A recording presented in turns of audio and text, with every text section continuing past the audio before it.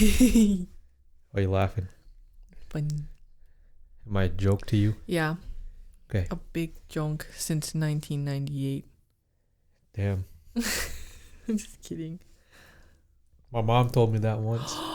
Hey! The difference is that I'm joking. I'm kidding. That part, it kind of... I'm kidding. It hurt me. I've never been told such words. Don't come at me now. Welcome to another episode of Pillow Talk. My name is Marcus. I'm Nina. We're going to do something a little bit different for you all today. Usually, our conversations go something along the lines of farting rainbows and eating unicorns or something like that. Yeah, eating unicorns. Yeah. We had a conversation earlier that we thought that would be a little bit better to be talked about on today's episode. And we're hoping to show a little bit more inside of our relationship and show kind of the thought processes and actual conversations that we have in real life. So with that being said, let's get started. Mm-hmm. So today I asked Marcus in the car, I said, how do you relax?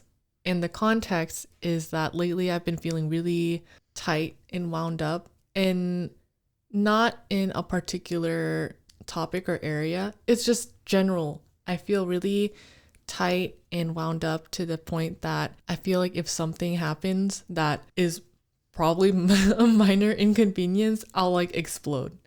So I asked him, how do you relax and how do you find what's going on? So that in the industry is what they call anxiety. It's really funny because I was working out today. This was after the gym, but going into the gym, I felt horrible. I felt like I didn't want to go to the gym. We were just trying to figure out some paperwork stuff at a clinic, and I wasn't prepared for it. And that was my explosion moment. Yeah, My that was the moment. that was the straw that broke the camel's back. Yeah. And I wasn't sure. I was asking myself, I was like, I never feel irrationally mad or frustrated like this. So where is it coming from? Is it coming from work? Is it coming from me because like PMS? Or is it something else underlying? Well, actually, right after that situation, okay, immediately I just did not want to go to the gym. I wanted to go home. And I just wanted to lay on the couch. And that is very uncharacteristic of me. I never want to just give up the whole day and just hide somewhere. So that's when I knew something was wrong. And that's why I asked you in the car. Mm-hmm. So prior to you letting me know, I had already sensed that something was wrong. And I knew instantly that we were walking on thin ice, so to say. Oh, no. It's just the truth. But my thought process throughout that was kind of just trying to feel out the situation. I knew that something was wrong, but I couldn't tell what. And I do this thing where I always do ask you initially what's wrong, and I try to poke it, and I try to, prod some answers out. But usually that doesn't work. But I can always at least get a sense of what I need to do. Ultimately, in my mind, I was thinking this is kind of annoying to deal with.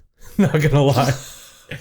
It's not that. It's one of those things where you just don't have a solution because the person who's having that issue is the only person that has the solution. Right. To it. Well, not necessarily that. You might not even have had the solution, but I knew that it wasn't anything that I could give you at that moment. So I gave you space. And then later you came up to me in the car ride back and you asked, how do I relax? That was when I knew that something was stressing you out, and then you gave me a better picture of it. I will clarify that before we even went to the gym, I made sure I apologized too, because I knew. No. Yes, I did. You didn't apologize. Yes, I did. You apologized after the gym. Oh, no, you didn't. I think I apologized in my head. Yeah. Okay, well, it's because like when I know something is wrong and it's not anybody's fault. Oh, that's what I said. I said it's not your fault. Oh. It was just the situation that made me really upset. And I didn't even know what had set me off or what had triggered me so badly. But after that, when I asked you, how do you relax? You told me to read a book. Yeah. Yep. And that's actually not my normal way of doing things. You know that. It's the first time that I actually recommended, and this is after I had already asked, what do you want me to do? Do you want me to listen or do you want me to give you advice? You said advice. Mm-hmm. And that's actually what I normally do. I sit there and I talk to you and we talk it out and we try to figure it out. But today I tried something a little bit different because in my opinion, it's really hard when you're going through something. And even if I am giving you something that's worthwhile your time, I don't think it's easy to focus on that particular solution or any recommendations or any pieces of advice that I give you until you know how to resolve something yourself. Mm-hmm. That's also something that I've been trying to work on my own too, because I think that it's too easy to look to somebody else to find how they tackle things. Mm-hmm. But I think that I've been so reliant on that I don't have a sense of how I would naturally deal with it. I see. And this is not even, like, I'm not really that type of a foo-foo guy to think about like anxiety and that sort of sense. However, I do genuinely believe that it happens to everybody.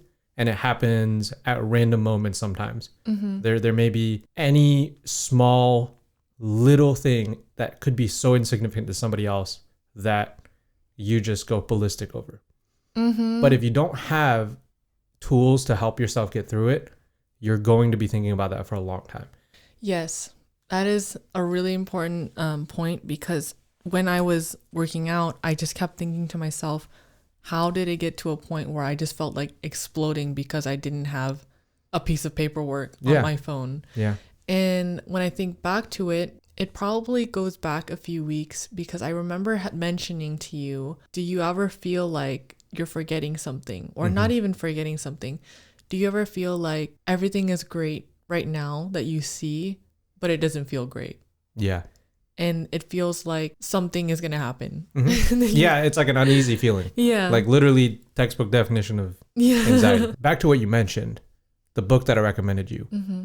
The book is called The Science of Stuck by Britt Frank, who actually went through her own anecdotal experiences as well as a lot of research and study. So you could call it whatever you want. I think that there are worse things in life that you could do to heal yourself. Self-soothe and Right. self-medicate. So yes. There's a lot of worse things that are out there for you. And I truly believe that this book bridges people who don't necessarily care or need to go to an actual psychiatrist or psychologist, but also helps you understand what's actually happening in your head and puts it in, the most layman terms. And it can be as simple or as complex as you want. Mm-hmm. And I think that that's fantastic. It reaches out to a lot of people, and a lot of people who seek help but don't necessarily know that they need that help. Or, it could even help people who are currently going through some stuff and seeking help, but maybe they're not getting the right type of information or the right type of help that they need. Yeah. So when I reread the few chapters that you recommended, what was really helpful was that I knew that on my end, I had done the self-reflection part. Mm-hmm. I knew what was going on. I knew that I felt bad. I knew that I was acting out of character and something just wasn't right. But reading the book made me realize that, there are unresolved, I guess, trigger points or something like that in my life that I'm purposely avoiding. Mm-hmm. When in actuality, it's easier to face them than to avoid them. And together, it kind of bridged the gap of like, this is what I'm experiencing, and maybe these are some techniques I can use to tackle that. Yeah. And I'm careful to say things like techniques to tackle problems, because when people get recommendations for self-help books, I feel like it's a really big turnoff. People are kind of like, but it just feels like they're just telling me what to do. Right. But you have to do it on your own. You have to Yeah. have read it, and you have to have it like internalized. I would say that it's the difference of being in a place and actively looking for help versus being in a place and not even wanting to receive help. Right. Anything that you receive is just going to be annoying. Or Yeah, anything that it's is unwanted. It's like going to the mechanic to get your car checked, but they tell you all the things that are wrong with your car versus you going to the mechanic with a list of things that you want done. Exactly. Yeah. There's obviously people can recommend you a bunch of stuff, but if you don't want to hear it from the beginning, or if it's not something that you can contextualize as how it can help you, it's just a bunch of words. Right. And that's why, as you mentioned, the question goes back to why did I recommend you the book instead of just sitting down and helping you like we normally talk about it? It's because I thought that in that moment, nothing that I was going to say would have helped. It could have been comforting, it could have been soothing, but it's not going to help you tackle the issues internally, because I don't know what's happening in your head. I don't always know the full picture, but you do. By helping you guide yourself to resources that can help you, you can find a path easier than I can. Yeah, I'm cured. No, I was telling Marcus that I was pretty much out of 10, a 10 out of 10 today. I felt really like my hair was going to fall like high out. strung. Yeah. And then I just kept checking in with myself and talking to you. And I was like, oh, okay, I feel like I'm at a 7. I'm at a 6. I'm at a 5. I'm sitting at a 5 right now. That's good. That's good. So for me, one thing that I've always known that has helped me is to lock in and kind of do whatever task that I have at hand. I don't know why that's always worked for me, but you know, if you're in the room and I'm doing dishes or I am prepping meals, that instantly, you don't have to say anything. It just helps me avoid, so to say. But I'm starting to realize that it's not necessarily the avoiding part that is helping me. It's more of the idea that the problem that I was dealing with doesn't end up becoming such a big monster that I thought it was. So by doing other stuff and doing things that I actively know can progress whatever it is in my life that I need, you know, doing chores, doing work, something that puts me ahead or keeps me on pace. It reminds me that, okay, whatever is in the back of my mind that I was worried about, it's not a threat. Something that has helped me was just, like I said before, doing those regular check-ins with myself, whether it's in my head or on paper. And I find that doing it on paper is way better. And I look like an absolute psychopath. I feel like it too, but it's kind of like a way to get that outlet, you know, like that feeling out somehow. It would start in ways like a journal entry or something. It would be like, today I need to focus on doing this. Yeah. This makes me feel like this. Yeah. Afterwards, I think I'm going to feel like this. It's really simple things like that, but it really helps me stay grounded because I am the type of person that spirals and snowballs. For example, one thing that I was telling Marcus about is that at my core, I feel like I'm a provider. And I feel like that started even when I was like younger, where if I was not providing for myself or someone, I was proving myself. Right. So if I'm at work, I feel like I'm not proving myself. So if I can't do that, I have to provide. You have to step up to the plate. Yeah. If I can't provide, then I ultimately feel like, okay, well, I've lost at like 2 out of 2 things I'm supposed to do in life. Right. So like that's where you kind of have always seen your like purpose. Yeah. Right. No, that's really interesting. So back to what you were talking about when you're writing into points in like a journal entry, bring back the conversation to last week where we talked about hobbies. Yeah. So I tried doing a light journal / daily tracker. And that has helped me so far this week. Obviously, it's not a habit yet, but it's something that I've been able to consistently do a few days in a row now, which I think has been a lot better than all the other alternatives that I've tried. And I do pretty much the same thing. I have daily tasks and goals that I need to hit, and they're realistic. I don't do anything that I don't think I'm going to hit. Yeah. And at the top, I have a daily goal that is separate from a daily task on the specific template. I think it's called like a daily focus. Okay. But I actually keep that fairly vague so far. So for the first 3 that I'm starting out with, I've put in points like stay focused, do something better than yesterday. Or the second entry that I had was wake up a bit earlier than I did yesterday. I see. And then the next one that I had was stay consistent and push forward. So something that I think I can remind myself either the night before or the morning of as to what my focus or my agenda is as soon as I get up in the morning, like the purpose, like what is today's purpose, I see. you know? And that so far has been really helpful because besides just like the nitpicky, like this is my to-do list type of deals, which is on that template, I do that. But I think seeing an overarching, hey, this is like a vague objective that I can hit and I can personalize it to myself. That's what keeps me grounded in that day and in that moment. So that's been really helpful. That's good. I'm really glad it's working out for you. I think it's kind of crazy to me when we were talking about this, about having anxiety. When I was a kid, you never labeled anything like I have anxiety or anything like that. It's just I feel bad. I don't and yes, and I don't want to go down a rabbit hole of labeling labels, stuff. Yeah. Because everybody has problems. Yeah. And I also don't want to say that anybody else's problems is better or worse than mine. Mm-hmm. I just have problems that I need to deal with. And I think it's the worst way to view an issue by saying that, oh, my problems are worse than yours because I'm going through whatever. And likewise, and I still do this every now and then. It's an appreciation of why do we have problems. Oh, yeah. And I agree. To think about it in that light, I think, okay, I have problems and somebody else probably has it worse than me. It's kind of a motivation to think, okay, I should be privileged to have to take on these challenges. You could think about it however you want. Some spiritual awakening of, hey, God left you a pile of to trek over today.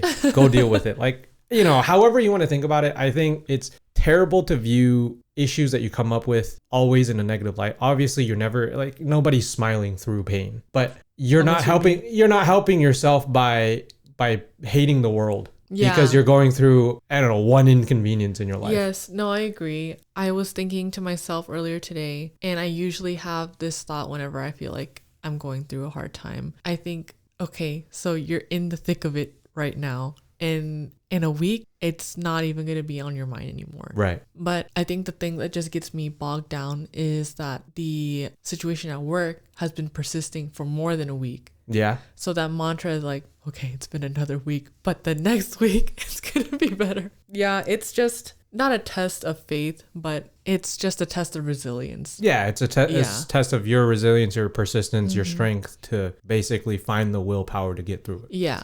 And actually, I don't know who the doctor is. He's a YouTube doctor. Oh, okay. Dr. Mike. I'm sorry.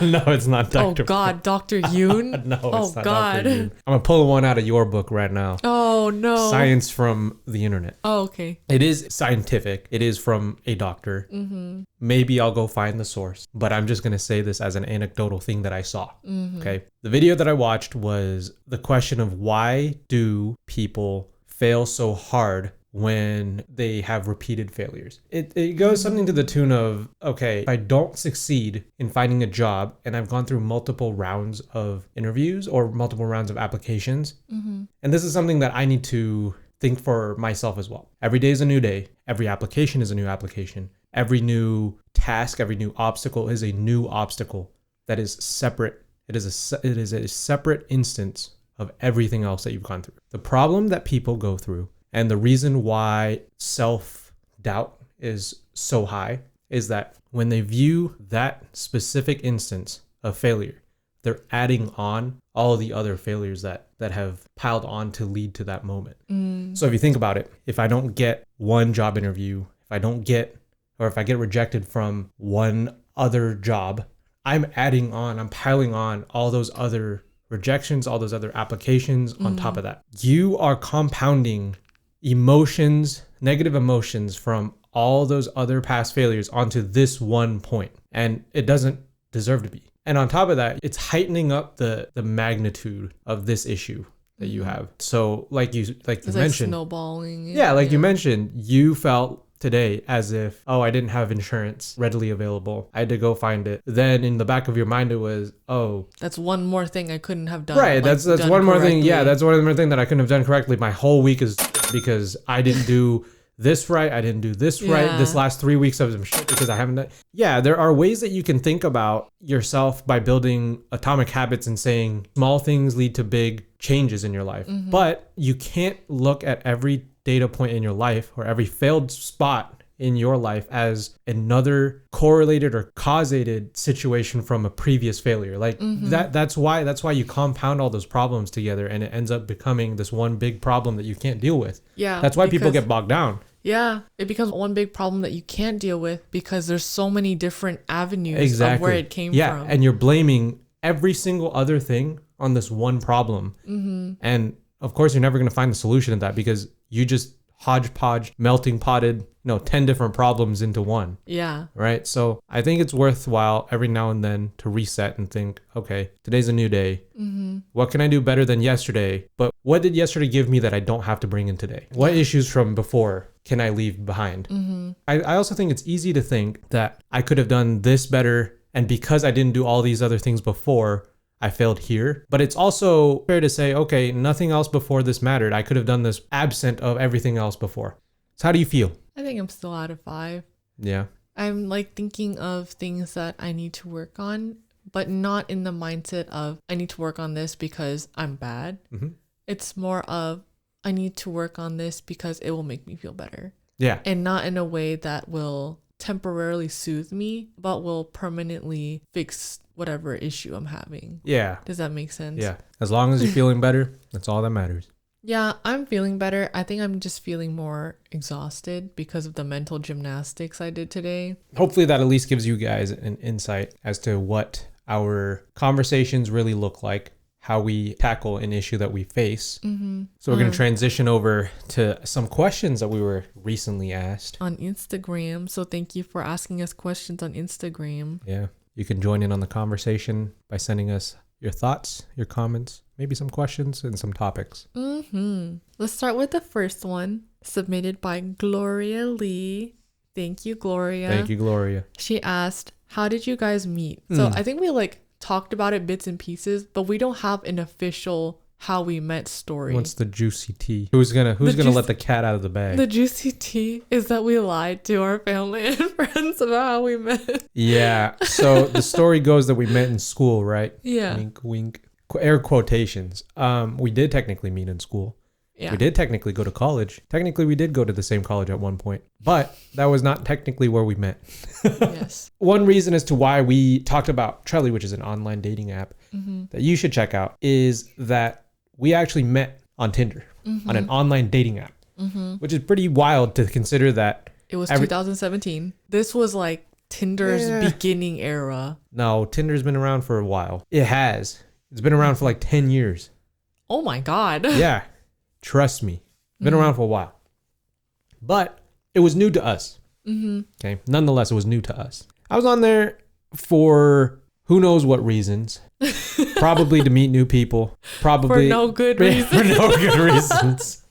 I was on there to meet new people, and I was kind of taking a new step to open myself out back into the public after being a turtle. Oh. Being Patrick Star, But was I really looking for something at the time? I don't know. I've always had it in my head that I would date to marry because a committed relationship is the only type of relationship that I actually cared about. But I wasn't truly invested, as in I wasn't spending every hour or every minute of my day waiting for responses. It's kind of something that I had. So we had this wild story where she was in town one day because at the time she was living about 3 hours away. And we somehow ended up matching because our radius was just overlapping. Yeah.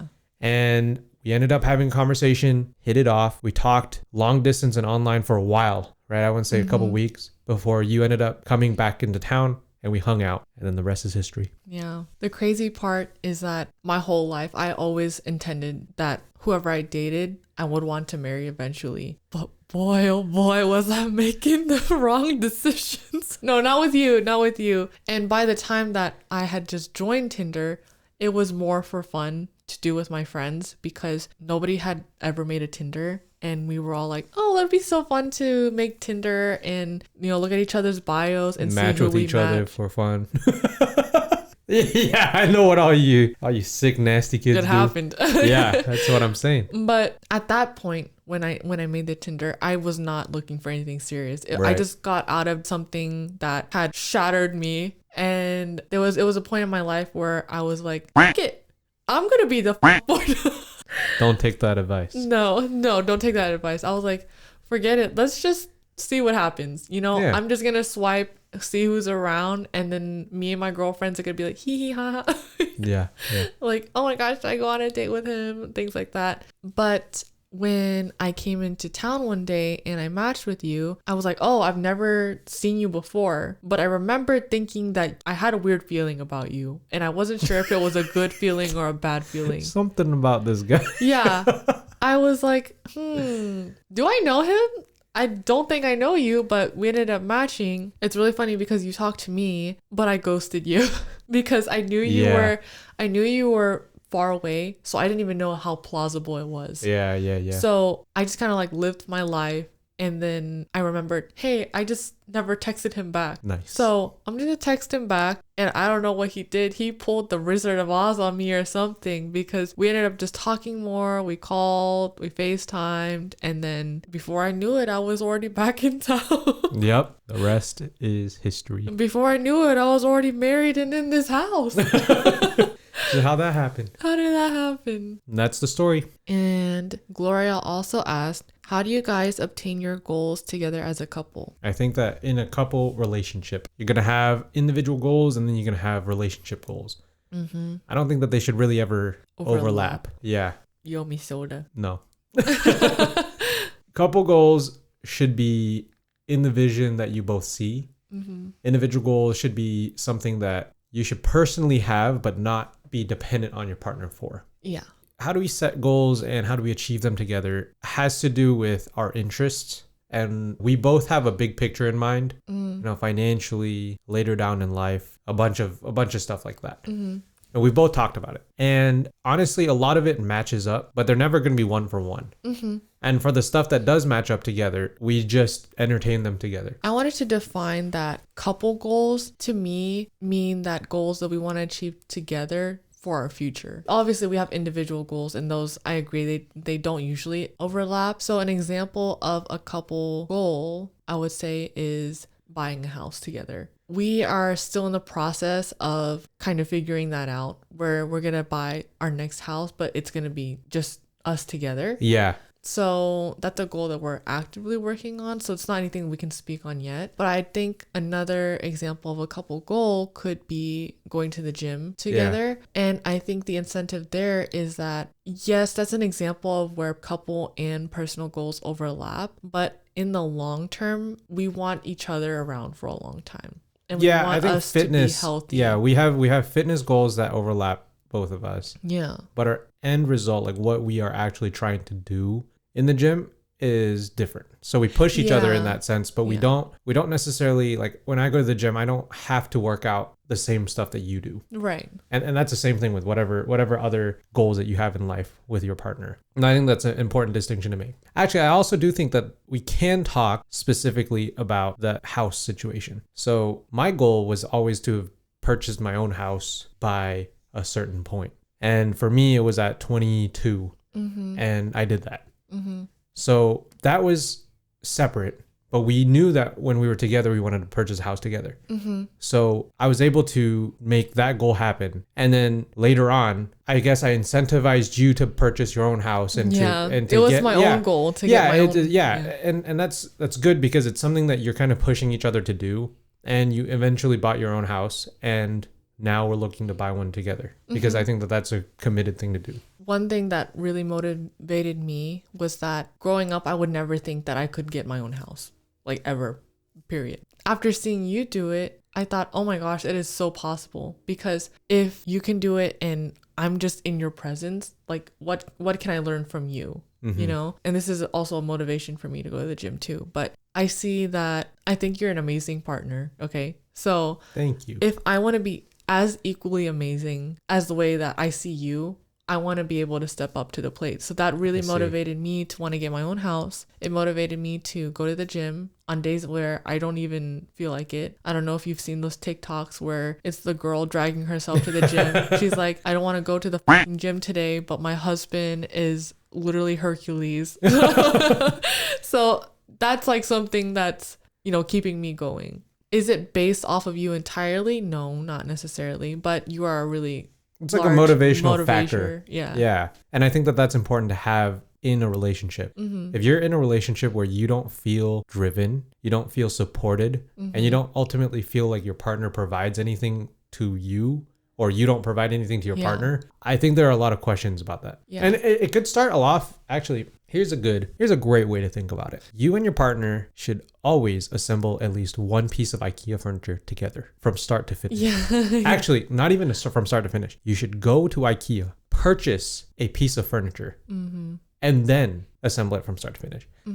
Because that whole process, just going to IKEA and picking out a piece of furniture, you'll find so many things about your partner, things that they like, things that you like, things that you both like or dislike, things that you hate. And from that, you're going to take all those into consideration. You're going to think about it. Then when you go and build the damn thing, you're going to argue.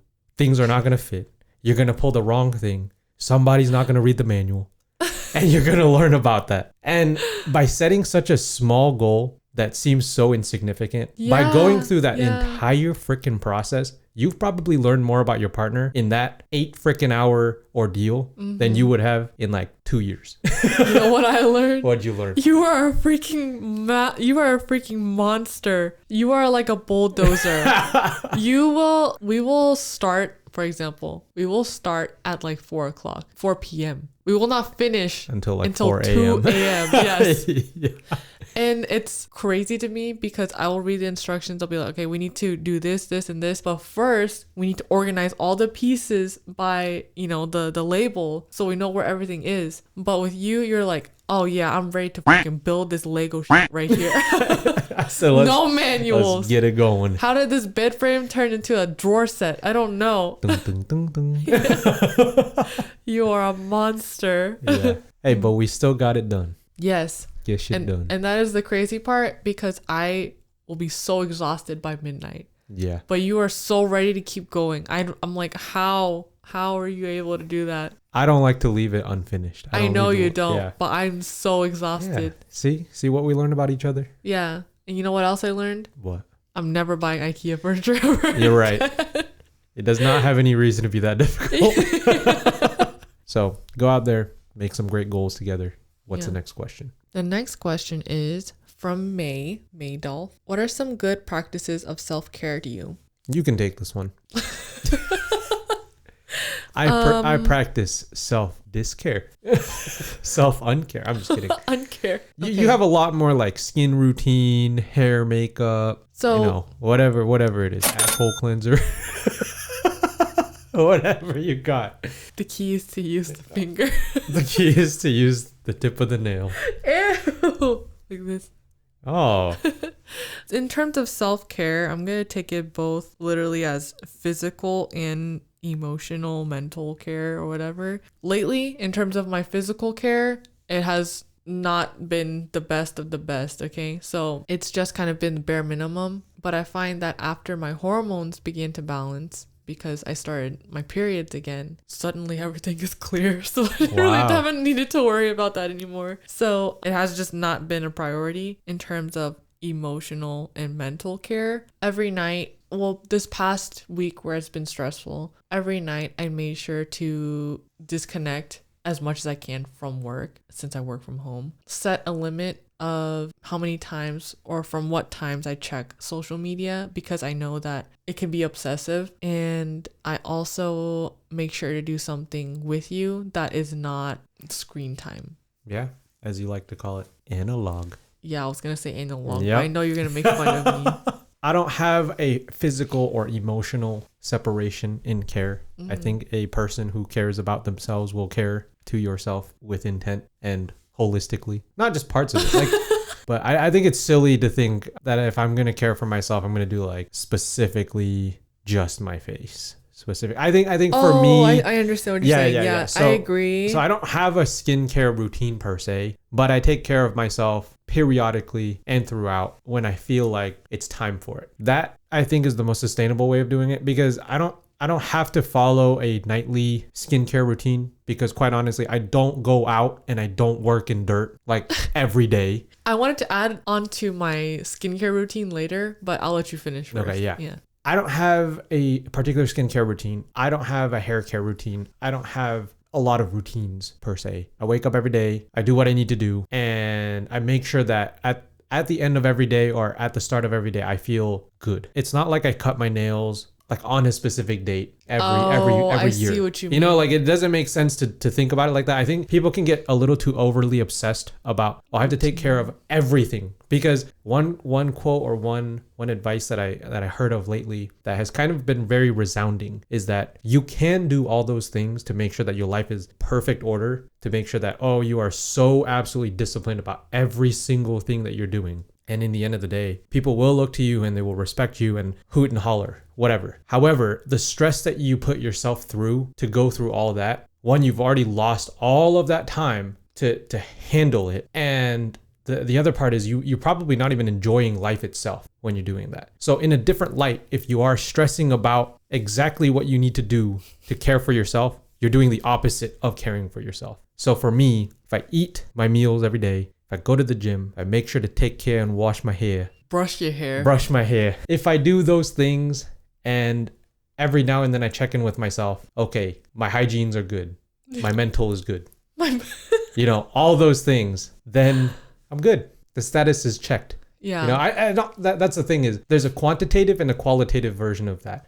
A lot of people have a very quantitative, I have to do 10 things a day to make sure that I am cared for. But I feel like a qualitative, like check in with yourself is so much more valuable because you know what you need at that moment and your body will tell you. If you don't hit your 10th face wash in that day and applied your like 12th toner, you're not gonna die. Like that's not what your body is meant for. Yeah. You know, care for yourself in other ways that matter. That's what I realized specifically this past few weeks too. When I say that I haven't been prioritizing my skincare, it's really weird because for girls, I feel like there is a huge push in like beauty influencers being like, oh, you need 12-step skincare. You need to do all of these things. Your hair care needs to be like 12, 13 Burn steps. it down. And burn it all down. Lately, there's nothing that kills my mood more than coming out of the shower and being like, okay, I have to do all of these things, but you're already relaxed. Yeah. And I want to enjoy that chilling, with you. straight So chilling. what I've been doing lately is just have been doing the bare minimum. Yeah. It's literally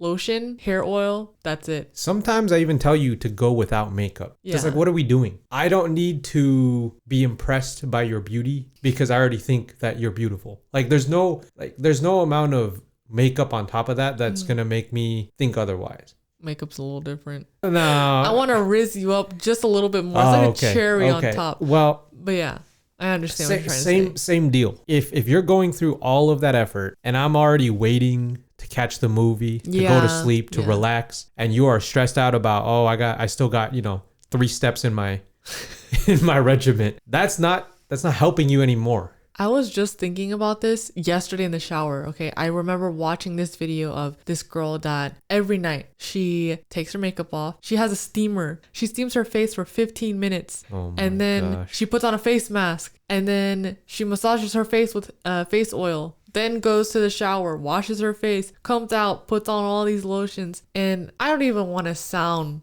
like the pick-me girl. That's like, what is that for? Like, why do you need so much? But I'm speaking from experience that when I had a routine like that, my skin was horrible. My skin was there's no clogged. way and your skin is not going to be exactly like their skin. So if you follow somebody else's routine, I'm not saying that I even follow the routine, but I think it's just too much for Yeah, skin in right. general. And honestly, I'm at a point where who the fuck cares if you have a fucking wrinkle? yeah. That's what fucking Juvederm is for. If it Yeah. really bothers me, I'll go get Botox. No, but I think wrinkles give you a sense that you lived life. yeah. And that's more important. So other than that, I just wanted to say thank you for everybody who submitted a question. And thank you, Amanda. She said, how are you so cute? Oh.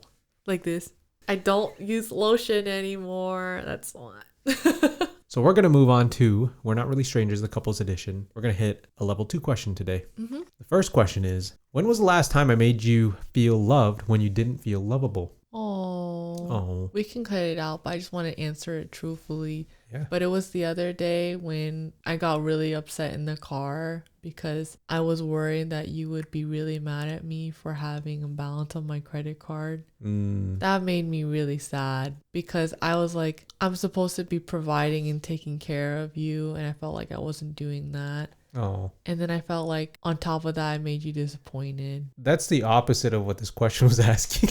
No, but you made me feel loved because you reassured me. Oh, context of it. I'm a real stickler when it comes to credit cards, and I'm a real stickler when it comes to debt, and I'm a real stickler when it comes to your credit score. And so I'm a non-believer of holding a balance on your card ever. And we just so happened to run into some obstacles where you weren't able to, or I had a where balance. Nina did have a balance and you weren't able to handle it in time. So pass it over. The more important thing is that you are making at the very least, the minimum payment, because that'll really kill your score. But the balance itself won't kill your score as long as you're making the payments. Mm-hmm. It's just that collects interest and you end up owing more than the damn thing was worth in the first place. So, I operate off of the idea that if you can't afford it, don't buy it. And you should too. But how did I make you feel loved? That was my side tangent about credit cards.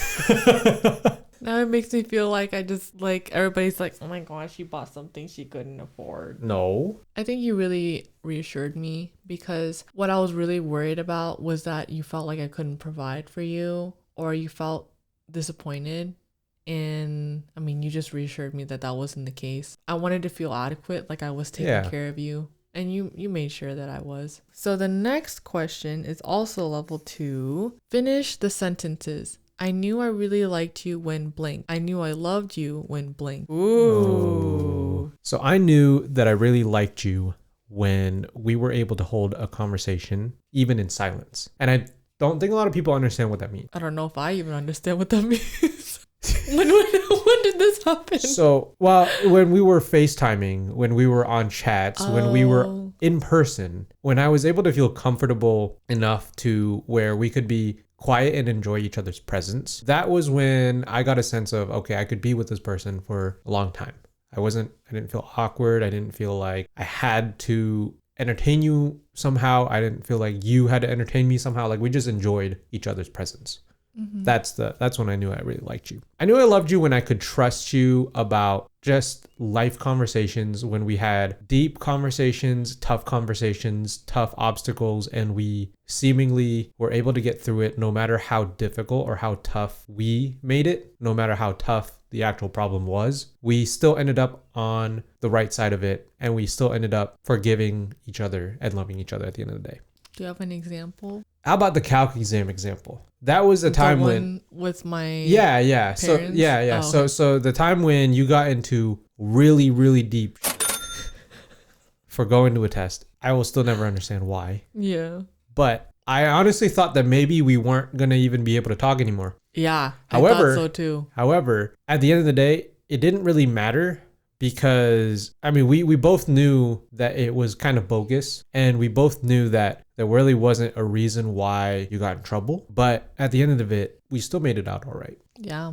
I held my ground. Yeah. Yeah. Stood up for yourself, and that's all that matters. So that's all that we've got for today. Hopefully you enjoyed spending some time with us and also curing yourself off of whatever depression or anxiety you may have had. Yes, I hope you. We are not doctors. Do not take any of this as medical advice. Yeah. Yes, we are not doctors. This is just for comfort. Yeah. I hope that if you're listening to this, that you feel a little bit better, and that maybe if you want to, you can check out that book. I think it's very helpful. Marcus thinks it's really helpful. Yeah. It's definitely not the type of book that tells you what to do like most self-help books are. Yeah. It's just more of a great resource from a licensed professional. I don't think it's a self-help book. It's a personal growth book. There's a difference. Okay, there's a difference. You're not talking to yourself in the mirror, and you're not hyping yourself for no reason in the mirror. Yeah. You're reading it for the sole purpose of gaining a different perspective and finding ways and using it as a tool to improve yourself. Yes, it is not a book, for example, that will tell you, oh, if you're feeling stressed, just take 3 deep breaths. That is so bullshit to me. Like, what is breathing gonna do? I do it so many times during the day. But it is a very helpful book. Yeah, so check that out. We're glad that you spent this time and listened to it through and through to the end. We hope that you enjoyed this episode, and hopefully we'll get to do more in the future where it's a little bit more talking about our lives and kind of what we deal with. Hopefully they're not problematic, but only the future will know. Ask me next week. Anyway, peace out. Thank you. Share with your friends.